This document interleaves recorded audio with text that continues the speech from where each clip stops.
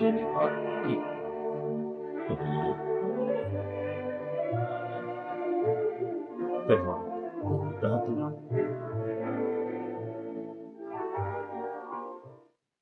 recent years, great progress has been made in our understanding of viruses, particularly through the study of the inheritance of viruses which attack bacteria. These are called bacteriophages or phages. A number of significant contributions have come also from work with plant and animal viruses, and we're particularly interested in the work done with tobacco mosaic virus, influenza, vaccinia, and poliomyelitis viruses. Dr. Lederberg is going to discuss some of the problems and contributions which research in plant and animal viruses has made. Dr. Lederberg is professor in the Department of Genetics at the School of Medicine at Stanford University and is a member of the National Academy of Sciences of the United States. He is a recipient of a Nobel Prize in Physiology and Medicine, which he shared with Drs. G.W. Beadle and E.L. Tatum. It's a pleasure to introduce to you Dr. Lederberg. The viruses that I plan to discuss in this session have perhaps greater topical interest than the ones attacking bacteria, which were the subject of previous lectures. Bacteriophage, the main utility of bacteriophage seems to be in providing experimental material for genetic analysis. Previous attempts to use these particles for therapeutic purposes having, for example, failed so far. There are, however, a number of types of viruses which attack animals on the one hand and plants on the other, and these are of great economic and medical significance. Unfortunately, in many respects, technical difficulties have hindered the collection of precise quantitative information along directions that have been indicated in bacteriophage research.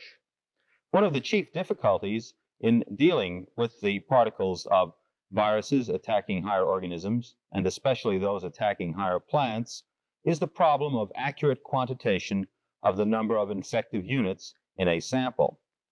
For example, in order to titrate the quantity of virus attacking the leaves of a higher plant, it's necessary to rub a sample of the virus over the surface of the leaf with the certain knowledge that only a small fraction of the virus particles that might be present in that sample will find susceptible cells in the leaf surface and be capable of penetrating them to give what in some cases appears as a demonstrable lesion.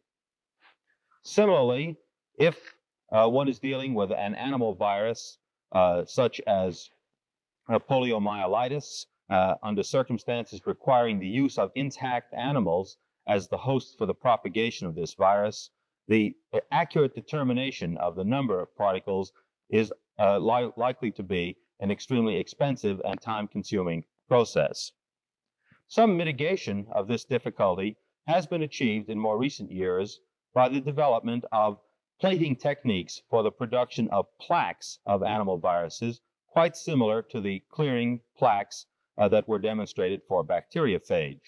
For example, it is possible to achieve an accurate titration of poliomyelitis virus by plating samples onto agar layers which have been seeded with cells from tissue culture susceptible to this virus. And great progress has been made during the past very few years in the genetics of poliovirus using techniques of this kind. Unfortunately, for many other viruses on which one would like to get more precise genetic information, there is not yet a sufficient cytopathic effect of the virus on the cells which are attacked by the virus to obtain detectable clearings on agar plates of this sort. And for these, one must still use much more laborious techniques of limit dilution. For example, the influenza virus can be adapted to grow in the fluids, or rather on the cells lining the fluid cavities of the chick embryo. It is possible to obtain a titration of the number of influenza virus particles present in a given sample by diluting that sample and inoculating small aliquots into each of a series of eggs. And then after 48 hours or some later time, harvesting the eggs and determining what fraction of the eggs did contain a virus particle. Provided one is working at near limit dilutions, that is to say, at dilutions where the probability that any one sample will contain a virus particle is low, it is possible to estimate the content of virus by the fraction of eggs which yield detectable virus. The same procedure can be used for the isolation of clones. That is to say, under conditions of near limit dilution of the sample, those eggs which do contain virus are at least likely to contain a population of virus that had descended from a single particle. And most of the work on the genetics of the influenza virus, which has been the most extensively studied from a genetic point of view, has been done on this basis. Before taking up the specific questions of genetic recombination, I would like to survey some of the general features of the life cycle of some animal, and to some extent these are paralleled by plant viruses. Although one must admit, in the first place, that there is a much wider variation in the characteristic behavior of the group of viruses indicated here, and second, that our detailed knowledge is somewhat scant in many respects. One of the difficulties in dealing with the mammalian cell is that its boundaries are to some extent less well defined than are the boundaries of a bacterial cell. The bacterial cell in many cases has a very well defined rigid coat, which is responsible for the characteristic shape that one observes in such cells.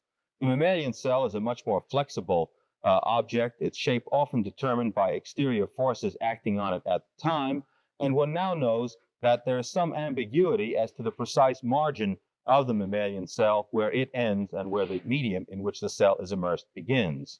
In fact, the outermost layer of the cell consists of a mucoid coat which acts as a substrate for an enzyme found on the surface of the virus and therefore constitutes a receptor for that virus. The structure of the influenza virus can be symbolized as an outer coat on which this virus-destroying and virus-reacting enzyme is found, and an inner material consisting of ribonucleic acid, which corresponds to the genetic material of the bacteriophage. The first step of virus adsorption to the mammalian cell is presumably the attachment by means of the superficial enzyme particles to the mucoid coat,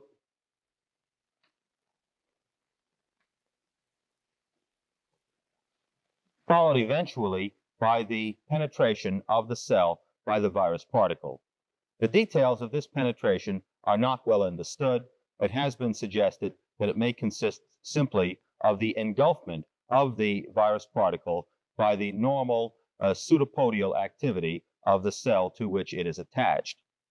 It is a necessary condition for attachment of the virus that the mucoid coat be intact, as can be demonstrated by stripping the coat by means of specific enzymes or reacting substances such as periodate.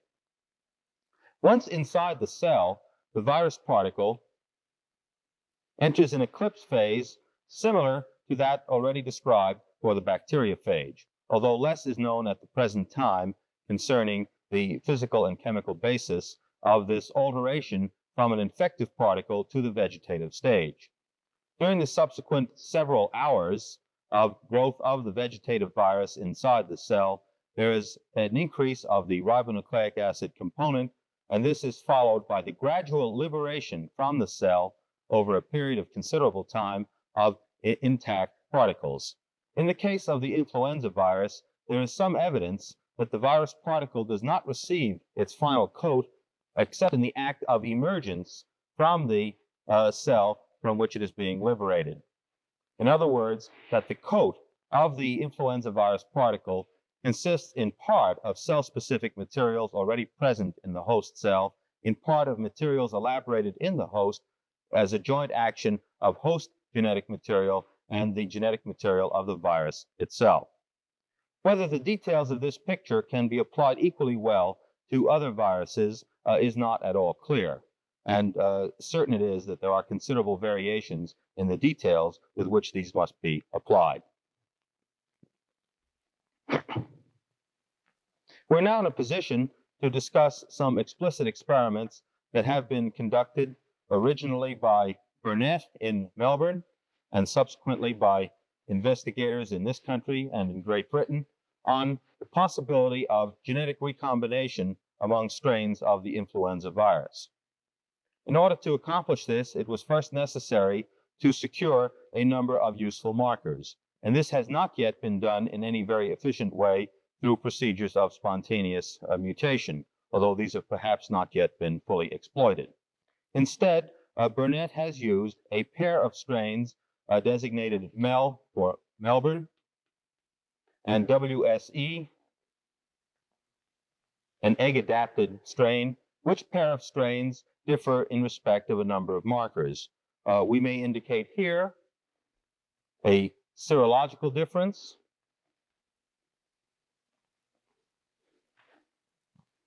the marker A is against W, a sensitivity to ovomucin, that is the capacity of the mucin found in egg to inactivate the virus,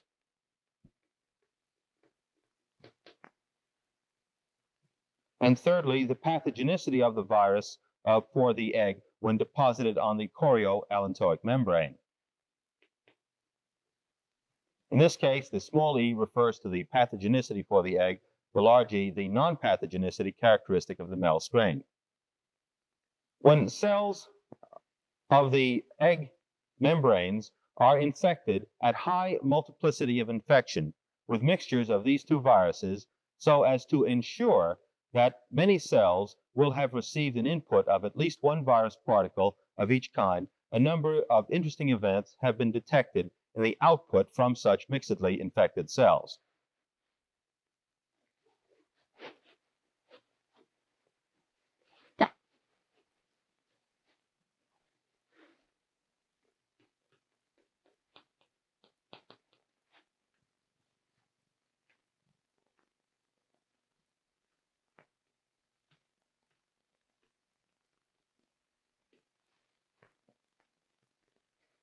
Before proceeding to the question of genetic recombination, it's necessary to stress a somewhat different process which has been found to take place rather independently of exchange of genetic material.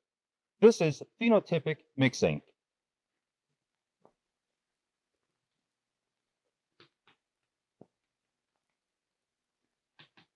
Which refers to the fact that although two quite distinct genomes are represented in the individual particles which issue from the doubly infected cell, that these particles show a common neutralizability by antiserum.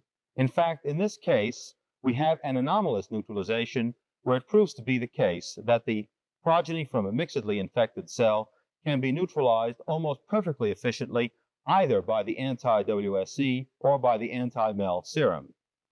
This is interpreted as representing the presence on the coats of both types of virus particles, on the coats of virus particles containing either WSC or MEL genomes of substances which will react with the antibody, which reaction results in the neutralization of the virus particle.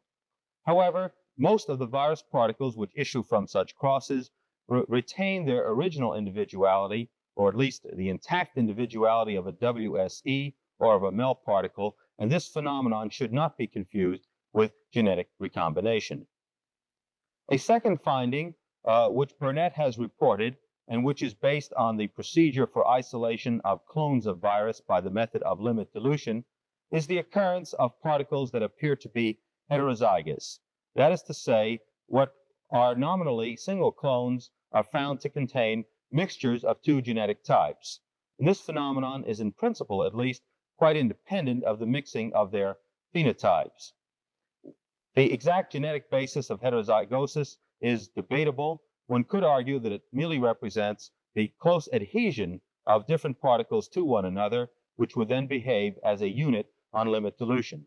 Or possibly within a single particle, there are two separate genomes, which can then be distributed to different progeny in further replication of the virus RNA.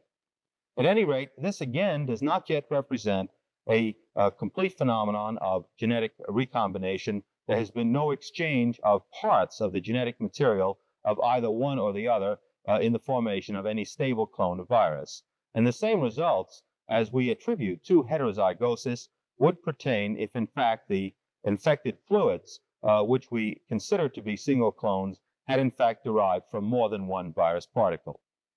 Finally, among the yields of such mixedly infected cells, one does find a number of particles which can yield pure clones, which can be attributed to be recombinants. These are clones which will have stably the characters, say, large A and small c, or small a, I use the symbol W for that, for the alternative serology, and large C. These recombinants are stable by the criterion of repeated single clone isolation through limited dilution, and also by the virtue of the fact that although virtually all of the virus population of this type of recombinant can be wiped out by the use of anti-W serum, there is not then found a residue of the alternative type. This is just one of a number of lines of evidence for the purity of these clones, although we see already the technical difficulties which beset this type of investigation as compared to systems where we can isolate clones by simple methods of plating as of bacteria, or of plaquing or plaque formation as for bacteriophages. Similar phenomena of genetic recombination have been found in the rather more complex virus of the vaccinia group, which Fenner has investigated, and for which a number of markers, for example, the formation of hemagglutinins, resistance to heat, and specific virulence for rabbit and mouse hosts, as well as the characteristic formation of pox on the chorioallantoic membrane, have been used as markers. At the present time, vaccinia appears to be perhaps the best system in which we now have the technical possibility of investigating genetic recombination among viruses, but the results so far reported in this system have been very recent indeed. At the present time, the virus in whose genetics there's perhaps the most practical interest is undoubtedly the poliovirus, or the group of polioviruses. Here, there are active efforts continually being pursued and tested on a very large scale indeed to obtain mutants of the poliovirus which would be capable of acting as efficient immunizing agents and yet free from the hazard of disease and paralysis associated with typical polio.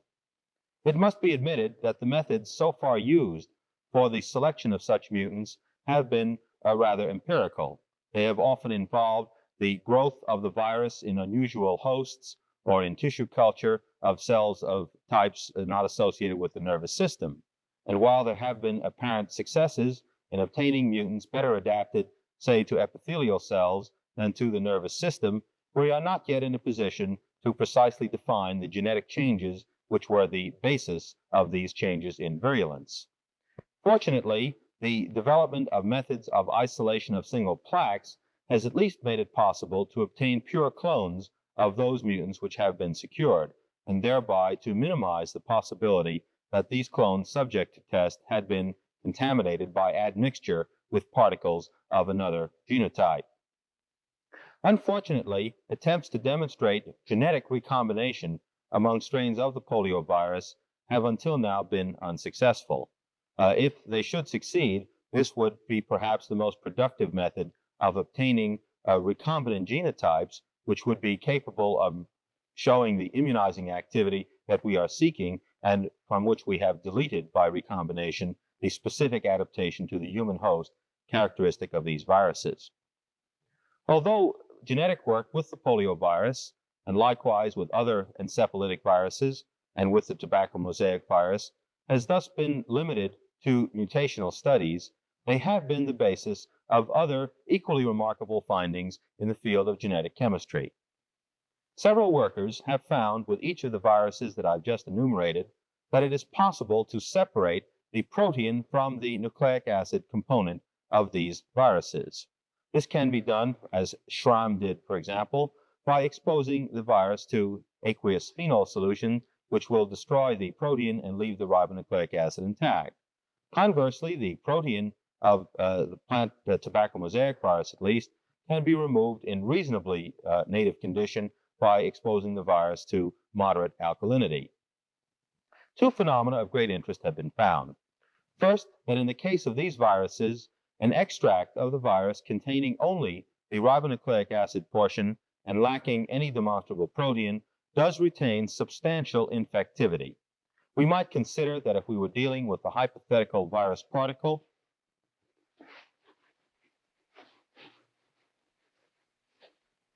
which we do believe in general consists of an outer protein coat and an inner genetic component of the nucleic acid, that in fact only the enclosed RNA is essential for the maintenance of the state of infection of a cell into which it is introduced. On this basis, the primary function of the protein coat is to act as the nose cone, so to speak, for the preservation of the virus particle in transit from cell to cell and for the re-entry of this particle into a new cell which it might infect.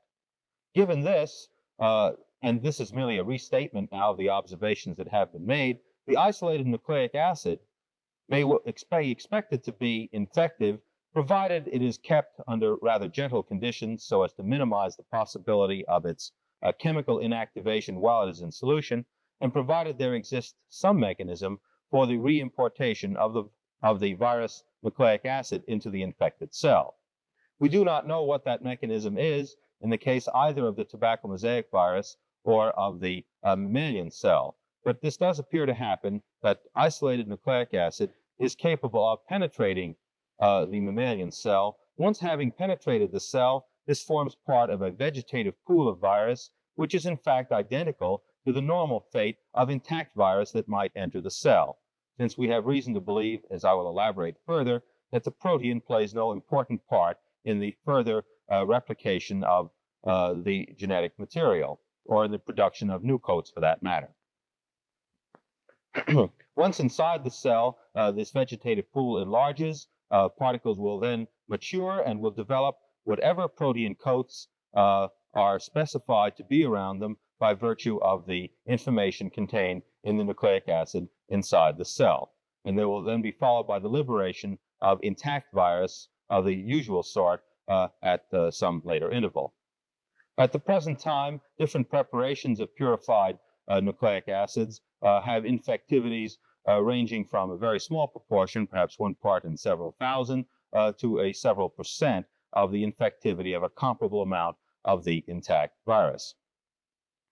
Experiments which show the relative unimportance of the outer coat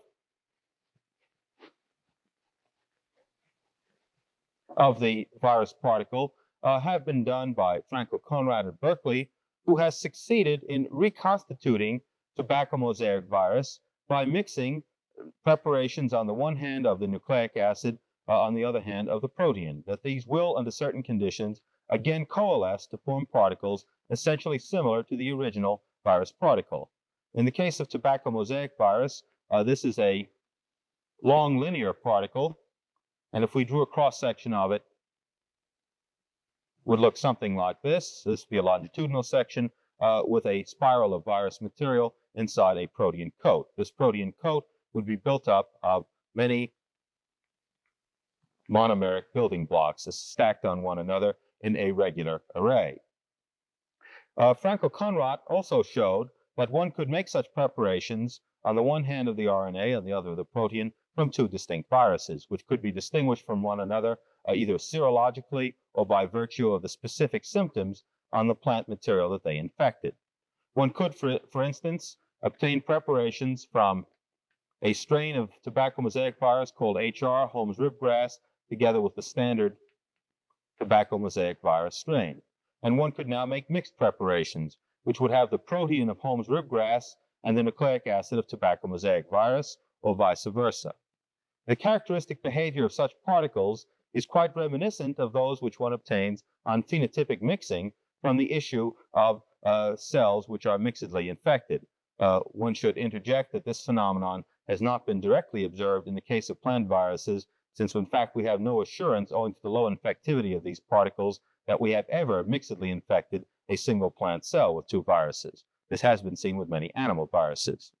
The attributes of these mixed particles in this experiment, which is called more properly a reconstitution than a recombination experiment, the attributes of these reconstituted particles are this.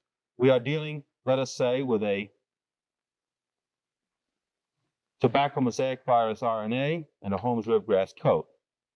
Well, such particles, unlike normal TMV particles, will not be inactivated by anti-TMV antiserum. They will, however, be inactivated by Holmes ribgrass antiserum, since the point of attack of antibodies is the surface protein coat and has to do with the initial entry of the virus particle into the cell. However, the progeny of these particles, although the initial infecting particle was a Holmes ribgrass with respect to its protein, are all typical TMV particles. The protein manufactured by cells infected with such a particle is determined exclusively by the nucleic acid, and corresponding results were obtained on the other side with the opposite combination. From this, we can conclude with reasonable assurance that the nucleic acid is the primary determinant, in fact, perhaps the sole determinant, of the specificity of the proteins produced in an infected cell. There are other factors which distinguish the stability of intact virus particles from RNA. The isolated nucleic acids are very much more susceptible to such enzymes as ribonuclease, to thermal degradation, to changes of pH. On the other hand, they prove to be even more resistant than the intact virus particle to detergents and other materials whose primary effect is on the protein. Since there are now available a number of systems where it is possible to utilize nucleic acids as primers for the synthesis of increased amounts of these nucleic acids, systems of this sort will eventually play an extremely important role in the replication of biologically active nucleic acids. At the present time, we have strong evidence for specific replication in an enzymatic system of DNA materials, but not yet for RNA materials. To this end, it is therefore encouraging that there are some recent findings which support the possibility of the infectivity of the isolated nucleic acid of bacteriophages. In this case, this is DNA. These preparations consist of suspensions of bacteriophage which have been treated in somewhat the same fashion as the particles of the RNA viruses that I've indicated here. In other experiments, they have been exposed to high concentrations of urea, which seems to have the effect of at least opening up the virus particles. These preparations require to be resolved considerably further before they can be available for the same kind of reconstitution experiment as has been described for the tobacco mosaic virus. At the present time, the specific replication of virus genetic material from animal and plant viruses constitutes the best explicit evidence for the exact replication of RNA, evidence which is already more than ample for DNA. Experiments on the recombination in influenza show that RNA is also susceptible to the same fundamental processes of crossing over and genetic recombination. They therefore furnish a strong motivation for searching for comparable mechanisms of in vitro replication as have been described in DNA. Throughout this discussion, the common thread has been the continuity of genetic information through the agency of the nucleic acids. However, it should be stressed that DNA and RNA are not unique materials. They have the same relationship to the information contained in them as carbon black does to the words in a dictionary.